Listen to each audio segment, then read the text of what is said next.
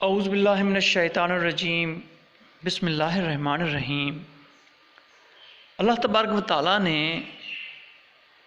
کائنات میں ایسی خوبصورت چیزیں پیدا کی ہیں جن کو دیکھ کے انسان غور اور فکر میں پڑ جاتا ہے، اور انہی چیزوں کو دیکھ کے انسان بھٹکنے سے بچ جاتا ہے اور اپنا راستہ درست کر لیتا ہے۔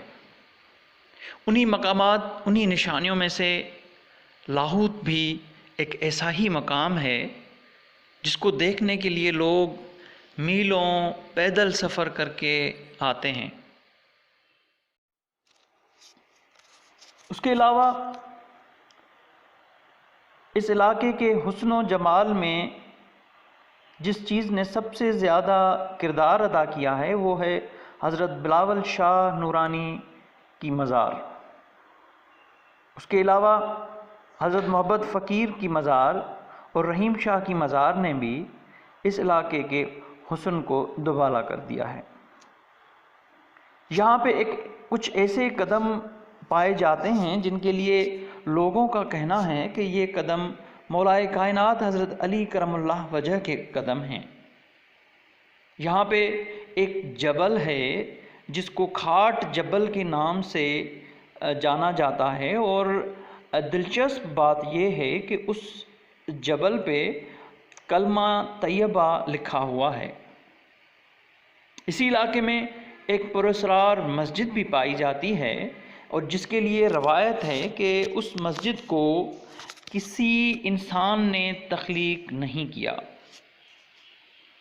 اسی علاقے میں پریوں کا ایک باغ بھی پایا جاتا ہے جہاں پہ آم اور املی کے درخت ہیں، اور اس کے علاوہ یہاں پہ ایک جگہ ہے جس کے لیے مشہور ہے کہ یہ گوکل دیو کی حکومت والا علاقہ تھا، اور جس کو حضرت علی کرم اللہ وجہ نے نہ صرف شکست دی بلکہ اس کی ڈیوٹی بھی لگا دی کہ وہ پانی بھر کے یہاں پہ جو باغ اور یہاں پہ جو درخت ہیں ان کو پانی دے۔ یہاں پہ 7 پہاڑوں کو کراس کر کے آدمی لاہوت پہنچ سکتا ہے، اور یہ 7 پہاڑ پراسراریت سے بھرے پڑے ہیں۔ یہاں پہ کچھ ایسے پتھر ہیں جو خونخوار جانوروں کی شکلوں سے ملتے ہیں۔ یہاں پہ ایک جگہ ایسی بھی ہے جو حضرت لال شہباز سے منسوب ہے۔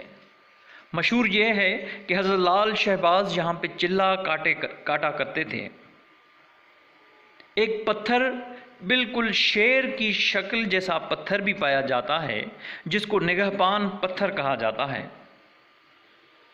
یہاں پہ ایک سبیل یا چشمہ بھی ہے جو قدرتی چشمہ ہے۔ اس کے علاوہ ایک یہاں پہ گھپ اندھیرے والا غار بھی پایا جاتا ہے، اور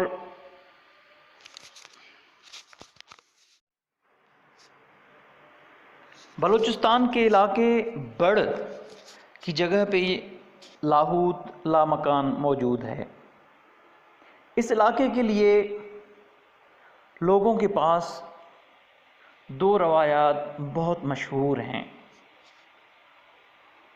مقامی لوگوں کا خیال ہے کہ اللہ تبارک و تعالیٰ نے جب کائنات پیدا کی تھی تو لاہوت لامکان والے علاقے کو سب سے پہلے پیدا کیا تھا۔